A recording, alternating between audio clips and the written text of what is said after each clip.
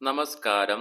ഏവർക്കും എല്ലാ ദിവസങ്ങളിലും വൈകുന്നേരങ്ങളിലുള്ള പോസ്റ്റ് മാർക്കറ്റ് റിപ്പോർട്ടുകളിലേക്ക് സ്വാഗതം. ഇന്ന് ഓഗസ്റ്റ് 21 വ്യാഴം. അങ്ങനെ ഈ മാസത്തെ മൂന്നാമത്തെ ആഴ്ചയിലെയും നിഫ്റ്റിയുടെ എക്സ്പയറി നല്ല രീതിയിൽ തന്നെ പര്യവസാനിക്കുകയുണ്ടായി. നിഫ്റ്റിക്ക് 25,000 എന്ന ലെവലിന് മുകളിലായിട്ടും ഇന്ന് വ്യാപാരം അവസാനിപ്പിക്കുവാൻ സാധിക്കുകയുണ്ടായി. റിലയൻസ് ഇൻഡസ്ട്രീസിലും ബാങ്കിംഗ് സ്റ്റോക്സിലും ഇന്ന് ഉടലെടുത്ത സ്ട്രോങ് ബൈയിങ്ങിന്റെ ഭാഗമായിട്ട് തുടർച്ചയായി ആറാമത്തെ ട്രേഡിംഗ് സെക്ഷൻ നിഫ്റ്റിക്ക് നേട്ടത്തോടുകൂടി വ്യാപാരം അവസാനിപ്പിക്കുവാൻ സാധിച്ചപ്പോൾ ബാങ്ക് നിഫ്റ്റിക്ക് തുടർച്ചയായ 12 ട്രേഡിംഗ് സെക്ഷനിൽ 9 ട്രേഡിംഗ് സെക്ഷനും നേട്ടത്തോടുകൂടി തന്നെ വ്യാപാരം അവസാനിപ്പിക്കുവാൻ സാധിക്കുകയുണ്ടായി. നമ്മുടെ മാർക്കറ്റിൽ ഉണ്ടായ നേട്ടത്തെ തുടർന്ന് നിഫ്റ്റിക്ക് 33 പോയിന്റുകൾ കൈവരിച്ചുകൊണ്ട് 25,083 എന്ന ലെവലിൽ വ്യാപാരം അവസാനിപ്പിക്കുവാൻ സാധിച്ചപ്പോൾ സെൻസെക്സിന് 142 പോയിന്റുകളുടെയും ബാങ്ക് നിഫ്റ്റിയിൽ 56 പോയിന്റുകളുടെ നേട്ടം കൈവരിക്കുവാൻ സാധിച്ചപ്പോൾ ഫിൻ നിഫ്റ്റിക്ക് 85 പോയിന്റുകൾ ഇന്ന് നേടുവാനായിട്ട് സാധിക്കുകയുണ്ടായി. ഇന്ന് നമ്മുടെ മാർക്കറ്റിൽ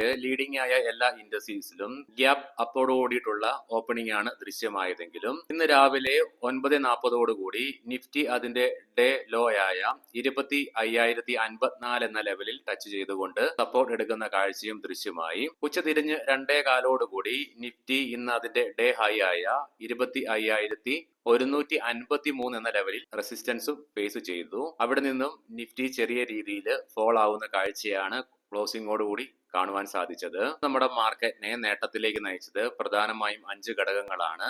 അവ എന്തൊക്കെയാണെന്ന് വിശദമായി തന്നെ നമുക്ക് ഈ വീഡിയോയിൽ ചർച്ച ചെയ്യാം. Doctor Reddy's laboratories, Cipla, Bajaj Finserv, Bajaj finance, Reliance industries തുടങ്ങിയ സ്റ്റോക്കുകൾ ഇന്ന് നിഫ്റ്റിയിൽ നേട്ടം കൈവരിച്ചപ്പോൾ Bajaj auto, coal India, power grid corporation, Jio financial, Tata consumer products തുടങ്ങിയ സ്റ്റോക്കുകൾ നിഫ്റ്റിയിൽ നഷ്ടം നേരിടുന്നതായിട്ടും അനുഭവപ്പെടുകയുണ്ടായി.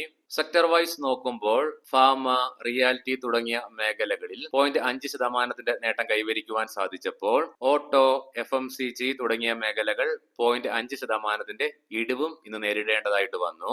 ഇന്ന് ബോർഡർ മാർക്കറ്റ്സിലും ന്യൂട്രലായിട്ടുള്ള പെർഫോമൻസ് ആണ് ദൃശ്യമായത്. തൽഫലമായി BSE മിഡ് ക്യാപ്പിനും സ്മോൾ ക്യാപ്പിനും ഫ്ലാറ്റ് ആയിട്ട് തന്നെ ഇന്ന് വ്യാപാരം അവസാനിപ്പിക്കേണ്ടതായിട്ട് വരികയുണ്ടായി. ഇന്ത്യൻ രൂപ ഇന്ന് അമേരിക്കൻ ഡോളറിനെതിരെ 19 പൈസയുടെ നഷ്ടം നേരിട്ടുകൊണ്ട് 87.26 എന്ന ലെവലിലാണ് വ്യാപാരം അവസാനിപ്പിക്കുകയുണ്ടായത്. GST റിഫോംസിന്റെ അനൗൺസ്മെന്റ് വന്നതിന് ശേഷം തിങ്കളാഴ്ച തുടങ്ങി തുടർച്ചയായി 3 ട്രേഡിംഗ് സെക്ഷനിലും നേട്ടത്തിലായിരുന്ന FMCG സെക്ടർ ഇന്ന് പ്രോഫിറ്റ് ബുക്കിംഗിന്റെ ഭാഗമായിട്ട് 340 പോയിന്റുകളുടെ നഷ്ടത്തോടു കൂടിയിട്ടാണ് വ്യാപാരം അവസാനിപ്പിക്കുകയുണ്ടായത്.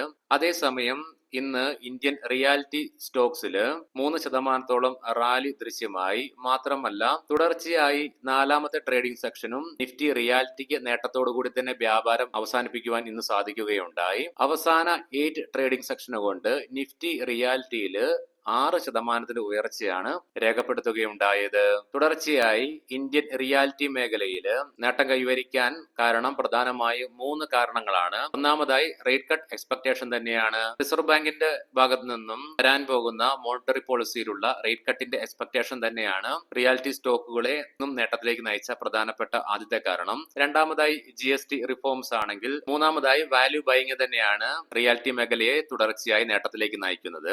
കാരണം 2 മാസങ്ങൾക്ക് മുൻപ് ജൂണില് Nifty realty record all time high touch ചെയ്തതിനു ശേഷം അവിടെ നിന്നും നിഫ്റ്റി റിയാലിറ്റി 17% കറക്ഷൻ നേരിടുന്നതായിട്ട് കണ്ടു. അതുകൊണ്ട് തന്നെ മുൻപ് പറഞ്ഞ 2 കാരണം കൂടി വന്നതിന്റെ ഫലമായിട്ട് വാല്യൂ ബൈയിങ് ഇപ്പോൾ നിഫ്റ്റി റിയാലിറ്റിയിലും ദൃശ്യമാകുന്നുണ്ട്. ഇന്ന് NSEയിൽ 1350 കമ്പനികൾ നേട്ടത്തോടുകൂടി വ്യാപാരം അവസാനിപ്പിച്ചപ്പോൾ 1381 കമ്പനികൾ നഷ്ടത്തോടു കൂടിയാണ് വ്യാപാരം അവസാനിപ്പിച്ചത്. ഇനി നമുക്ക് ഇന്ന് നമ്മുടെ മാർക്കറ്റിനെ നേട്ടത്തിലേക്ക് നയിച്ച പ്രധാന ഘടകങ്ങൾ എന്തൊക്കെയാണെന്ന് വിശദമായി തന്നെ ചർച്ച ചെയ്യാം. ഒന്നാമതായി തന്നെ ഇന്ന് റിലയൻസ് ഇൻഡസ്ട്രീസിലും ബാങ്കിംഗ് സ്റ്റോക്സിലും ഉണ്ടായ ശക്തമായ ബൈയിങ് തന്നെയാണ്. പോസിറ്റീവായിട്ടുള്ള ഗ്ലോബൽ ക്യൂസ് ആണ് രണ്ടാമതായി നമ്മുടെ മാർക്കറ്റിനെ ഇന്ന് നേട്ടത്തിലേക്ക് നയിച്ച മറ്റൊരു പ്രധാനപ്പെട്ട ഘടകം. ഇന്ന് ജാക്സൺ ഹോളിലെ ഫെഡറൽ റിസർവിന്റെ വാർഷിക യോഗത്തിന് മുന്നോടിയായിട്ട് ഇന്നലെ US മാർക്കറ്റുകൾ നെഗറ്റീവായിട്ട് അടച്ചെങ്കിലും നിലവിൽ ഡോ ജോൺസ് ഫ്യൂച്ചർ നെഗറ്റീവായിട്ട് തുടരുന്നെങ്കിലും മാത്രമല്ല യൂറോപ്യൻ മാർക്കറ്റ്സുകൾ നെഗറ്റീവിലാണ് വ്യാപാരം തുടർന്നുകൊണ്ടിരിക്കുന്നതെങ്കിൽ കൂടിയിട്ടും പ്രധാനപ്പെട്ട ഏഷ്യൻ മാർക്കറ്റ്സുകളായ സൗത്ത് കൊറിയൻ മാർക്കറ്റ്, ചൈനീസ് മാർക്കറ്റുകളൊക്കെ ഇന്ന് നേട്ടത്തോടു കൂടി തന്നെയാണ് വ്യാപാരം നടത്തിയിരുന്നത്. അതുകൂടാതെ ഡൊമസ്റ്റിക് ആയിട്ടുള്ള പോസിറ്റീവ് ക്യൂസ് ആയ GST റിഫോംസ്, ചൈനയും ഇന്ത്യയും തമ്മിലുള്ള ബന്ധം മെച്ചപ്പെടുന്നത് തുടങ്ങി പല ഘടകങ്ങളും ഇന്ന് നമ്മുടെ മാർക്കറ്റിനെ നേട്ടത്തോടു കൂടി തന്നെ വ്യാപാരം അവസാനിപ്പിക്കുവാൻ സഹായിച്ചു. മൂന്നാമതായി ഫെഡ് സിഗ്നലിന് വേണ്ടിയിട്ടുള്ള കാത്തിരിപ്പ് തന്നെയാണ് ഇത് നമ്മുടെ മാർക്കറ്റിനെ നേട്ടത്തിലേക്ക് നയിച്ച മൂന്നാമത്തെ പ്രധാനപ്പെട്ട കാരണം. നിക്ഷേപകരും മാർക്കറ്റും ആകാംക്ഷപൂർവം ഇന്ന് ജാക്സൺ ഹോളിൽ ആരംഭിക്കാനിരിക്കുന്ന ഫെഡറൽ റിസർവിന്റെ വാർഷിക യോഗത്തിന്റെ മുന്നോടിയായിട്ട് വരാൻ പോകുന്ന സൂചനകൾക്ക് വേണ്ടി കാതുകൂർപ്പിച്ചിരിക്കുന്ന ഒരു അവസ്ഥയാണ് നിലവിൽ മാർക്കറ്റിലും നിക്ഷേപകരുടെ ഇടയിലും നിലനിൽക്കുന്നത്. അതിന്റെ ഒരു ഫലവും ഇത് നമ്മുടെ മാർക്കറ്റിനെ നേട്ടത്തിലേക്ക് നയിക്കാൻ കാരണമായി. നാലാമതായി ഇന്ന് തുടർച്ചയായി രണ്ടാമത്തെ ട്രേഡിംഗ് സെക്ഷനിലും ഇന്ത്യ വിക്സിലുണ്ടായ ഇടിവ് തന്നെയാണ് ഇത് നമ്മുടെ മാർക്കറ്റിനെ നേട്ടത്തിലേക്ക് നയിച്ച മറ്റൊരു പ്രധാനപ്പെട്ട ഘടകം. ഇന്നലെ ഇന്ത്യ വിക്സ് 4% ഇടിവ് രേഖപ്പെടുത്തിയപ്പോൾ ഇന്ന് ഇന്ത്യ വിക്സിൽ 3.5% ഇടിവുണ്ടായി. തൽഫലമായി 11.37 എന്ന നിലയിലാണ് ഇന്ത്യ വിക്സ് ക്ലോസിംഗ് രേഖപ്പെടുത്തുകയുണ്ടായത്. അഞ്ചാമതായി ടെക്നിക്കൽ ഫാക്ടേഴ്സ് തന്നെയാണ് ഇന്ന് നമ്മുടെ മാർക്കറ്റിനെ പോസിറ്റീവായിട്ട് നേട്ടത്തിലേക്ക് സഹായിക്കുകയുണ്ടായത്. കാരണം അനലിസ്റ്റുകളുടെയും എക്സ്പെർട്ടുകളുടെയൊക്കെ അഭിപ്രായ പ്രകാരം സ്ട്രോങ് അണ്ടർലൈങ് ട്രെൻഡിനെ സൂചിപ്പിച്ചുകൊണ്ട് നിഫ്റ്റി നിലവിൽ അതിന്റെ എല്ലാ കീ മൂവിംഗ് ആവറേജസിനും മുകളിലായിട്ടാണ് വ്യാപാരം അവസാനിപ്പിച്ചിരിക്കുന്നത്. ഗ്ലോബൽ മാർക്കറ്റുകൾ പരിശോധിക്കുമ്പോൾ യുഎസിലെ ഡോ ജോൺസ് ഫ്യൂച്ചർ ഇന്ന് വാർഷിക യോഗം ജാക്സ് ഹോളിൽ ആരംഭിക്കുന്നതിന് മുന്നോടിയായിട്ട് 170 പോയിന്റുകളുടെ നഷ്ടത്തോടു കൂടിയിട്ടാണ് നിലവിൽ വ്യാപാരം തുടർന്നുകൊണ്ടിരിക്കുന്നത്. യൂറോപ്യൻ മാർക്കറ്റ്സിലേക്ക് വരുമ്പോൾ UK, ഫ്രാൻസ്, ജർമ്മൻ മാർക്കറ്റുകൾ മൂന്നും നഷ്ടത്തോടു കൂടി തന്നെയാണ് വ്യാപാരം തുടർന്നുകൊണ്ടിരിക്കുന്നത്.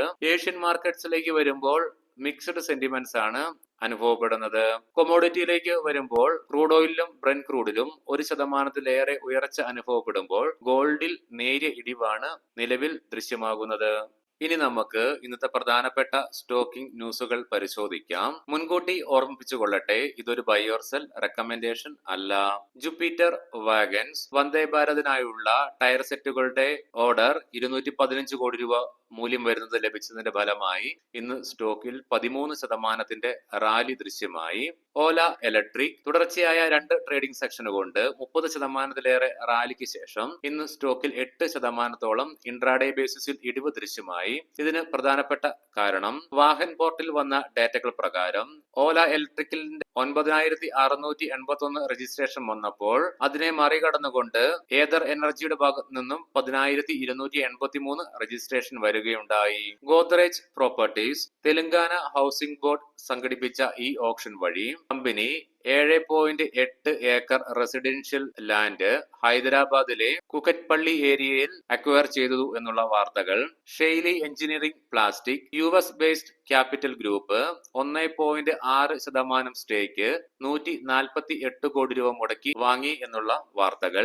ഷിപ്പിംഗ് സ്റ്റോക്സ് വരുന്ന റിപ്പോർട്ടുകൾ പ്രകാരം 65,000 കോടി രൂപ സെൻട്രൽ ഗവൺമെന്റ് മുടക്കുന്നുണ്ട് ഷിപ്പിംഗ് മേഖലയെ ബൂസ്റ്റ് ചെയ്യുന്നതിന്റെ ഭാഗമായിട്ട്. ഈ റിപ്പോർട്ട് പുറത്തു വന്നതിനെ തുടർന്ന് ഇന്ന് മാസ്ഗോൺ ഡോക്, GRSE തുടങ്ങിയ സ്റ്റോക്കുകളിൽ 3% റാലിയും ദൃശ്യമായി. ക്യാപിറ്റൽ മാർക്കറ്റ് സ്റ്റോക്സ് സെബിയുടെ ഭാഗത്തു നിന്നും ഇക്വിറ്റി ഡെറിവേറ്റീവ്സിന്റെ കോൺട്രാക്ട് വർദ്ധിപ്പിക്കുവാനുള്ള പ്രപ്പോസൽ വരികയുണ്ടായി. തൽഫലമായി ഇന്ന് ഏഞ്ചൽ വൺ, BSE തുടങ്ങിയ സ്റ്റോക്കുകൾ 6% ഇൻട്രാഡേ ബേസിസിൽ ഇടിവ് നേരിടുന്നതായിട്ടും അനുഭവപ്പെടുകയുണ്ടായി. ചാന്തി ഗോൾഡ് Q1 ഏർണിംഗ്സിൽ 174% പ്രോഫിറ്റ് വർധനവിനെ തുടർന്ന് ഇന്ന് സ്റ്റോക്കിന് 11% നേട്ടം ഇൻട്രാഡേ ബേസിസിൽ കൈവരിക്കുവാനായി.